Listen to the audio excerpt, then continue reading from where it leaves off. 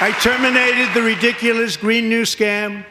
I withdrew from the unfair Paris Climate Accord, which was costing us trillions of dollars that other countries were not paying. So, Akshat, Trump has taken a bunch of actions to reverse U.S. policy on climate since the start of his second term, but the one that really set the tone was him pulling out of the Paris Climate Agreement on day one. So let's start there. He's pulled out of the accord before, during his first term in 2017, but what's different this time? Well, you're right. This wasn't a surprise because he'd said he'd do it, and he's done it in the past, and this time people kind of knew what to expect because last time the US left, no other country followed, and then eventually Joe Biden was elected and the US was back into the fold.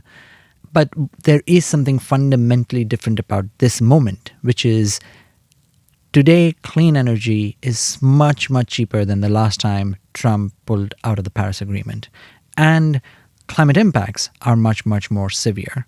And so people have a recognition that this problem is only going to get worse, but fortunately the solutions are also getting cheaper. And so the rest of the world is looking, but it is not yet reacting and following the US. This is The Big Take from Bloomberg News. Today on the show, Trump and the climate. A walk through some of his administration's key climate actions, the international fallout, and what it all means for the global fight to stop the warming of the planet.